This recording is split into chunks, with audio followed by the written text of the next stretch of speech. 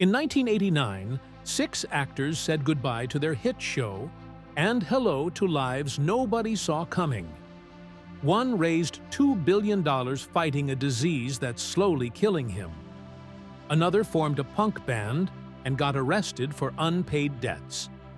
The youngest cast member ended up in handcuffs multiple times, and someone even used one actor's identity to commit terrible crimes. After 40 years, the truth about this beloved sitcom family is more shocking than fiction. Michael J. Fox. When Family Ties ended in 1989, Michael J. Fox was more than a TV star. He was a household name. By then, he had already won 3 Emmy Awards and a Golden Globe for his role as Alex P. Keaton. Everyone knew him for his quick wit, charm, and unstoppable energy. His career was soaring, and it felt like nothing could slow him down. But then, life took a turn that nobody saw coming. In 1991, while working on the movie Doc Hollywood, Fox noticed a strange tremor in his left pinky finger. It felt small, but it didn't go away. Doctors told him what was wrong. At just 29 years old, he had young-onset Parkinson's disease.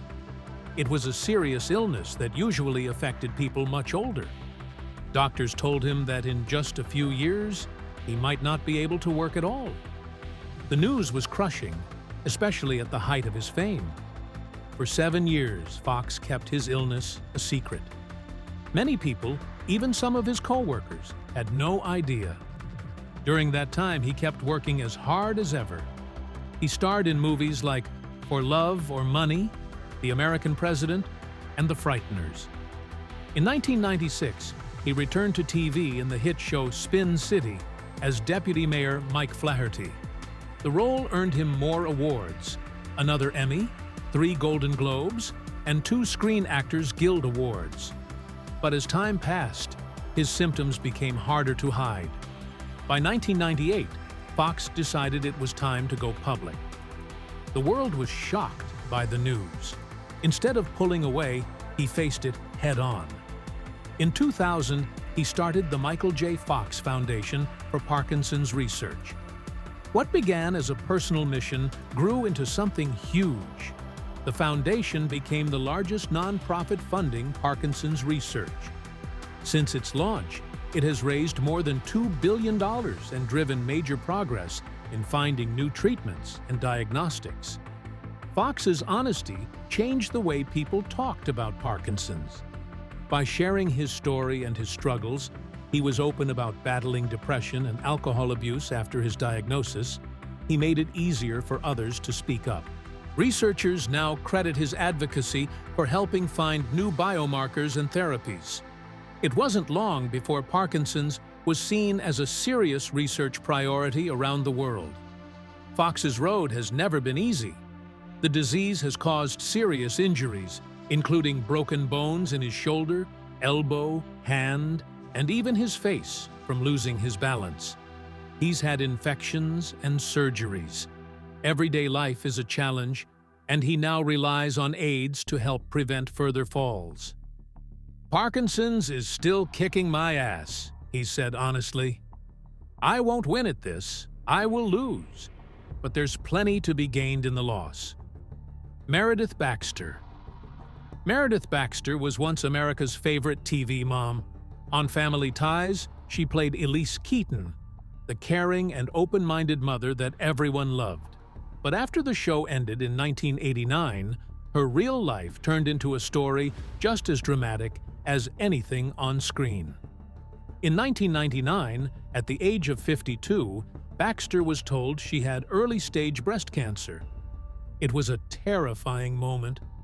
5 years earlier, she had played a cancer patient in a TV movie called My Breast. Now it was happening to her. At first, she didn't want surgery. She tried changing her diet and seeing alternative healers, but none of that worked. Finally, after her children begged her to do the right thing, she agreed to surgery. She had 2 lumpectomies, and they successfully removed the cancer. Around the same time, she had a breast reduction. For years, she had been the target of unwanted attention and crude remarks. This part of her recovery brought relief as well. Throughout it all, she spoke honestly about what was going on. Many women stayed silent about cancer then, but not Baxter. She inspired other women to take control of their health and speak up.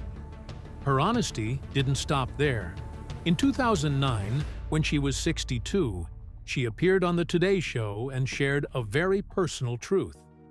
After 3 marriages to men, she had realized she was a lesbian.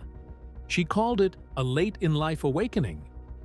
"This has only been for the past 7 years," she explained.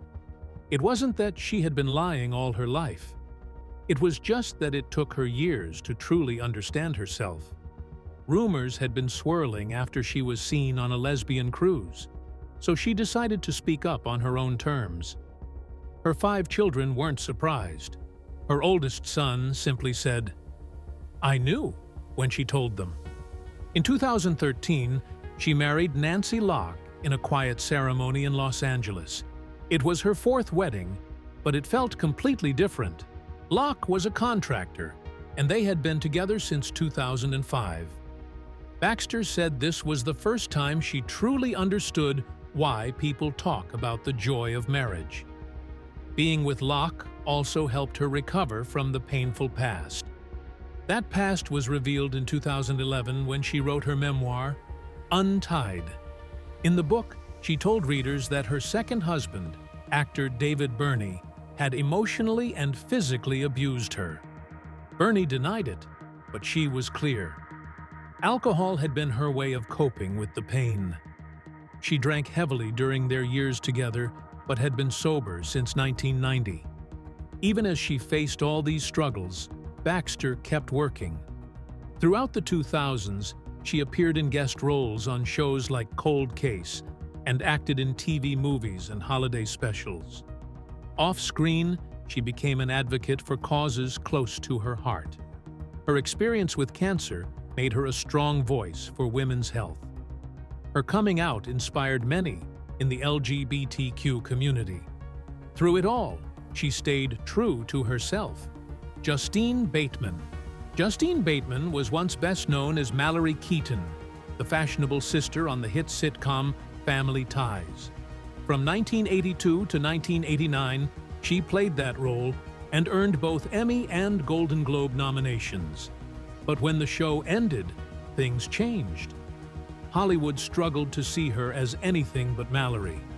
The roles dried up. Even though she appeared in shows like Arrested Development, Desperate Housewives, and Californication, she never felt satisfied with her career. So at 46, she did something bold. Bateman went back to school at UCLA in 2012. Despite being told her GPA wasn't high enough, she took math and coding classes to get into the Computer Science and Digital Media Management program. In 2016, she graduated. It wasn't just a hobby. Bateman wanted to help drive technology's impact on entertainment. With her new skills, she directed her first film, Violet, which premiered at SXSW and Toronto in 2021. Starring Olivia Munn and Justin Theroux, the movie earned an 82% certified fresh on Rotten Tomatoes.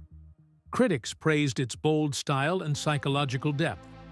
Before that, her short film 5 Minutes had already won awards at the 2017 Toronto International Film Festival. Bateman also wrote 2 best-selling books. Fame, The Hijacking of Reality, came out in 2018. It explored our obsession with celebrities. Face, 1 Square Foot of Skin followed in 2021 and took a brave look at aging and beauty standards. Both received critical praise and made Bateman a respected cultural voice. She hasn't been shy about challenging Hollywood.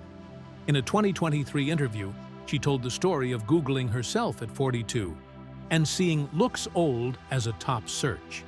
It upset her, but she decided not to fight aging. "I think my face represents who I am," she said. "I like it." She often criticizes the industry's addiction to plastic surgery, saying that trying to look forever young erases the wisdom that comes with age. And her fight goes beyond beauty. In 2025, she will help launch the Credo 23 Film Festival in Los Angeles. The festival celebrates human creativity and rejects AI-generated content. Bateman, along with Juliette Lewis and Matt Weiner, believes AI steals other people's work and will push real artists aside if no one speaks up. Tina Yothers. Tina Yothers was once the quick-witted Jennifer Keaton on Family Ties. When the show ended in 1989, she could have followed many child stars into chaos, but she chose a very different path. Her story took surprising turns that most people never expected. She had started acting at the age of 3, but after Family Ties, she decided Hollywood wasn't for her. Instead of chasing more roles, she left the spotlight and became a punk rocker. In the early 1990s, she formed a band called Jaded with her brother, Corey. They weren't just a hobby. They put out an album and even toured with Menudo. Fans were shocked to see her switch from wholesome TV star to edgy musician, especially with her jet black hair. It was a bold reinvention, yet trouble still found her. In November 2001, a Beverly Hills judge issued a $20,000 warrant for her arrest after she failed to show up in court. The issue was a debt of over $7,000 to a public relations firm that had promoted her band. Even someone who had been so grounded couldn't escape the pitfalls of show business. It was a reminder that child stars face serious struggles, even long after the cameras stop rolling. Still, Tina kept going. In 2006, she appeared on VH1's Celebrity Fit Club and lost 42 pounds. That was over 21% of her body weight, a record on the show at the time. Fans could hardly recognize her after such a big change. 6 years later, she joined Celebrity Wife Swap, trading lives with comedian Niecy Nash. The world saw a very different Tina, one who raised chickens on a small farm and kept a warm, quirky home. By then, Tina had built a quiet life. In 2002, she married electrical contractor Robert Kaiser and became a stepmom to his twin sons. In 2005, they had a daughter, Lily. Tina focused on family more than fame. She also wrote a book, Being Your Best, Tina Yothers' Guide for Girls, hoping to encourage young women. Even though her life took some strange turns, her commitment to personal growth and helping others has never faded. Michael Gross. When Family Ties ended in 1989, most people thought Michael Gross would slowly disappear from the spotlight. After all, his character, Stephen Keaton, was a gentle, liberal dad everyone loved. But Gross's career took a surprising turn. Instead of fading away, he became one of the most versatile actors from the show. The most unexpected part of his career came the day after Family Ties wrapped. Gross jumped straight into filming Tremors in 1990. Going from America's favorite TV dad to Burt Gummer, a paranoid, gun-toting survivalist, was a huge change. Tremors, a mix of horror and comedy, became a cult hit with 7 movies and a TV series. Gross appeared in every single installment, and fans kept coming back to see his wild-eyed character hunt monsters. Gross himself said he felt like the luckiest man alive. It was strange to be known by 2 different generations, one for playing a kind father and the other for playing a crazy gun lover. His role in Tremors 3, Back to Perfection in 2001, even won him the Video Premiere Award for Best Actor, a rare honor for a direct-to-video movie. And he didn't stop there. Gross kept working across all kinds of shows. You could see him on ER, The Drew Carey Show, CSI, New York, How I Met Your Mother, and Boston Legal. He also appeared in movies for television, acting alongside big names like Raquel Welch, Angela Lansbury, and Bette Davis. Beyond acting, He has narrated audiobooks, hosted documentaries, and even worked as a spokesperson for railroad safety. Gross has a real passion for trains. He owns part of the Santa Fe Southern Railway, is an amateur railroad historian, and collects railroad antiques. Since 2009, he's been the celebrity face of the B&O Railroad Museum in Baltimore. He even hosts their YouTube channel and shares his love of trains with new audiences. While Hollywood is often filled with short-lived relationships, Gross has been married to casting director Elsa Bergeron since 1984. They raised 2 children together, and their home life has stayed private and stable. Gross also has family ties to showbiz through his sister, Mary Gross, who was on Saturday Night Live, and his cousin, actor Ron Masak. His story is full of surprises. Growing up in Chicago, he even joined a gang during high school before turning his life around. He became senior class president and eventually earned an MFA from Yale. That kind of personal change matches the strange and unpredictable path his career would take. Brian Bonsall. Brian Bonsall was only 5 years old when he joined Family Ties in 1986. Overnight, he became famous as Andy Keaton. Audiences loved him, and he even won 3 Young Artist Awards. After that, his career kept going strong. He played Alexander Rozhenko, Worf's son on Star Trek: The Next Generation, between 1992 and 1994. In 1992, he took a darker turn in Mikey, a horror film that told the story of a dangerous child. The movie was so controversial, it was pulled from shelves in the UK after the real-life murder of James Bulger. Even so, Bonsall kept working and appeared in Disney's Blank Check in 1994, making him one of the most recognized child actors of his time. But by 1995, he decided to leave Hollywood. He was just 14. He moved with his family to Boulder, Colorado, and graduated high school in 2000.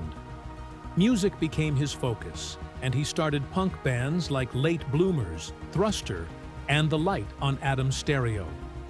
Later, he joined the Ataris in 2016. On the surface, it seemed like he'd left his past behind, but Bonsall was also battling serious problems. Drug and alcohol addiction took control of his life. Between 2007 and 2010, he was arrested multiple times for assault and drug violations. In 2009, he hit a friend with a broken stool.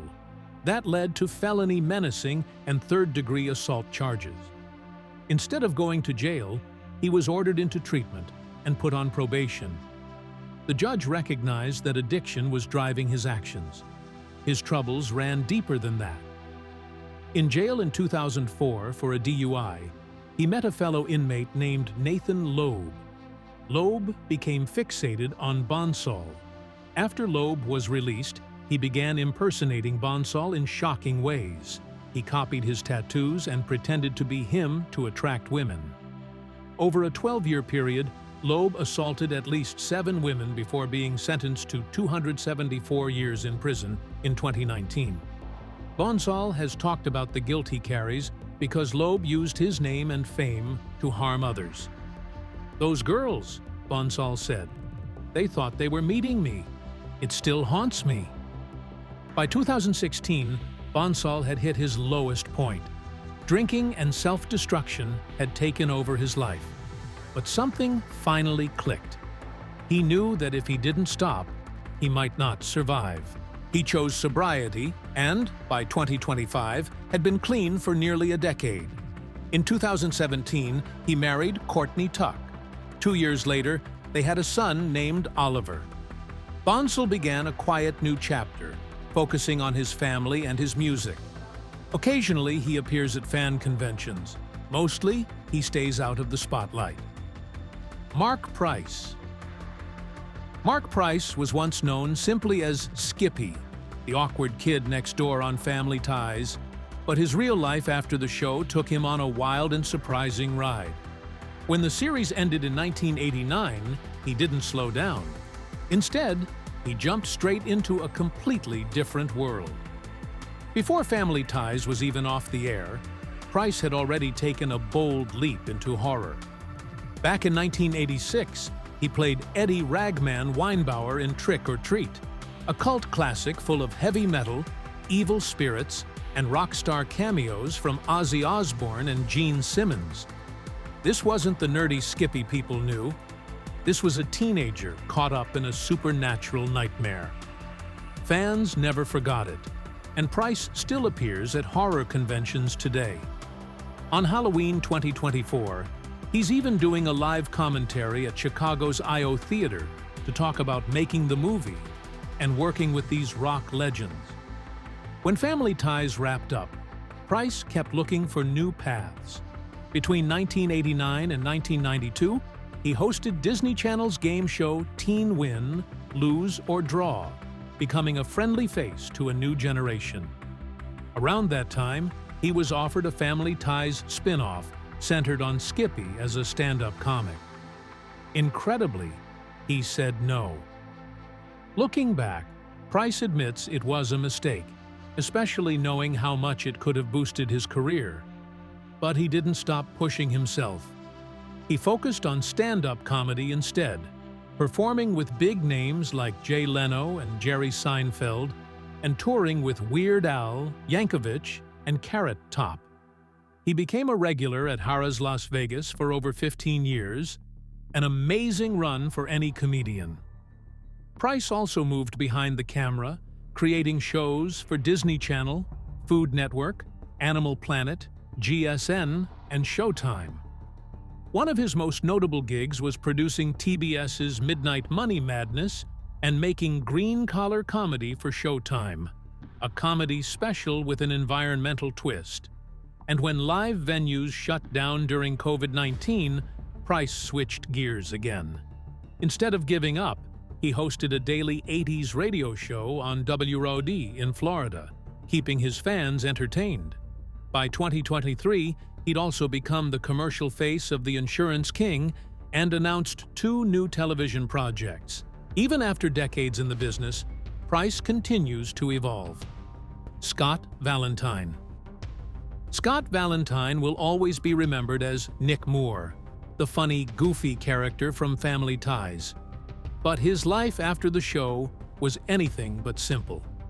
Many people thought he would jump into leading roles as soon as the show ended. Instead, his career took a series of unexpected turns. When Family Ties was at its most popular, NBC tried to create spin-offs built around his character. The first one was called Taking It Home, but it was canceled in 1986 after the sudden death of co-star Herschel Bernardi. Another idea was to move Nick to New York in a Friends-style comedy, but it never went further than the early planning.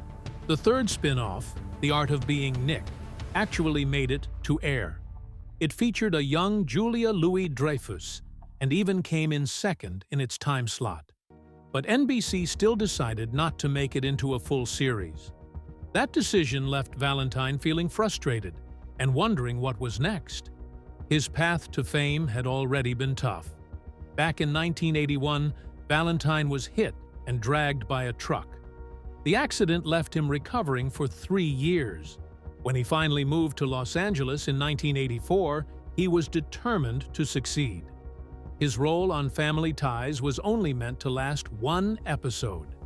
But fans loved him so much that he became a regular. Even so, he sometimes joked that playing Nick wasn't very creative.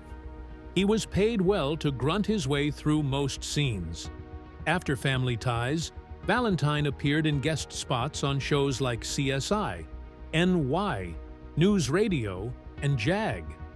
He also showed up in straight-to-video movies and cult favorites like My Demon Lover and The Unborn 2. On top of that, he did voice acting as the Phantom in Phantom 2040 and Metallo in Lois and Clark, The New Adventures of Superman. But these roles weren't enough to keep his career going forever. As the acting jobs slowed, Valentine decided to move behind the camera. He produced shows and ran his own production company. But his biggest surprise came in 1999. That year, he made a bold jump into finance and real estate as an equity investor and independent banker. By 2003, he was a managing partner at Merit Capital. In 2005, he became a director at Excelsior Capital Partners, a small firm that focused on renewable and sustainable energy. Going from sitcom star to financial executive wasn't something most people would have expected. But Valentine showed that he could do more than act. His personal life also had its share of ups and downs. In 1985, he married actress Kim Denise Stevenson, and they had 4 sons together. The couple stayed married for almost 30 years before divorcing in 2012. Nearly a decade later, in 2021, Valentine married Jennifer Wood, someone he had known from his hometown of Saratoga Springs. It felt like a fitting way to close one chapter of his story and begin another. Tracy Pollan was born on June 22, 1960, in a warm, close-knit Jewish family on Long Island, New York. She attended the Dalton School in Manhattan and trained at the Lee Strasberg Institute because acting was always in her heart. Her big break came when she was cast as Ellen Reed, Alex P. Keaton's girlfriend, on the hit show Family Ties. From 1985 to 1987, she shared the screen with Michael J. Fox. The chemistry was obvious, and Fox even asked the producers to give her the part. But they weren't a couple yet. Both were seeing other people at the time. That changed in 1987 when they reunited on the set of Bright Lights, Big City. Sparks flew. Fox proposed that same year, on December 26, 1987. They were married on July 16, 1988, at the West Mountain Inn in Vermont. It was an intimate ceremony with famous guests, yet it felt personal and real. Life took a serious turn 3 years later. Fox was just 29 when he was diagnosed with Parkinson's disease in 1991. He told Pollan the news, expecting her to panic. Instead, she whispered, "In sickness and in health." Fox has often said that he would have understood if she left, but she never did. She stood by him as his illness progressed, becoming his partner and his rock. More than 35 years later, they are still together. They have 4 children: Sam, born in 1989, twins Aquina and Skylar, born in 1995, and Esme, born in 2001. The family kept a low profile, rarely stepping into the spotlight, except for brief public appearances or Fox's 2023 documentary, Still, a Michael J. Fox movie. Pollan didn't give up her career.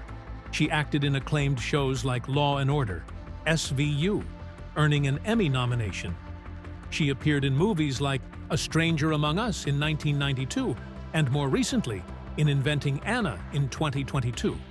Away from the screen, she wrote 2 best-selling cookbooks with her family, The Pollan Family Table, 2014, and Mostly Plants, 2019, inspired by a deep passion for health and tradition. More quietly, she became a force behind the Michael J. Fox Foundation for Parkinson's Research. Her work helped raise over $1 billion for research, all while making sure her family felt loved and grounded. In 2023, she and Fox moved to Malibu after years in Manhattan, starting a new chapter together. Courteney Cox's rise after Family Ties was equally surprising. She had played Lauren Miller during the show's final seasons, but her real breakthrough came years later. In 1994, she became a household name as Monica Geller on Friends. The show ran for 10 years and was seen in more than 100 countries. By the final 2 seasons, she and her co-stars were earning $1 million per episode. She took home about $90 million from the show and still earns about $20 million a year from reruns. Cox kept moving. She became a horror icon as Gale Weathers in Scream, starting in 1996. That franchise earned millions and is still going strong. Even as the Scream movies kept killing off characters, her character survived every film, including Scream 7, which is set for 2026. Her personal life had its ups and downs. She married David Arquette in 1999 after they met on screen. They had a daughter, Coco, in 2004. Cox suffered 8 miscarriages before and after that pregnancy. Even so, they stayed together until they divorced in 2013, and they remain close co-parents. Her early life shaped her too. Her parents divorced when she was 10, which left her shaken. Her father's regrets stayed with her, and so did her own struggles with relationships. But she kept going. After Friends, she shined in Cougar Town from 2009 to 2015, earning a Golden Globe nomination. She also directed her own feature film, Just Before I Go, in 2014, and took on game show production. More recently, she starred in the 2022 horror comedy series Shining Vale, playing a troubled writer. The role felt close to home, drawing on some of her own personal battles. And outside of acting, she launched a luxury home care brand, HomeCourt, in 2022. The products reflect her eye for beauty and her passion for design. The signature scent, Cece, is based on her personal perfume, and every part of the brand is built around quality and sustainability.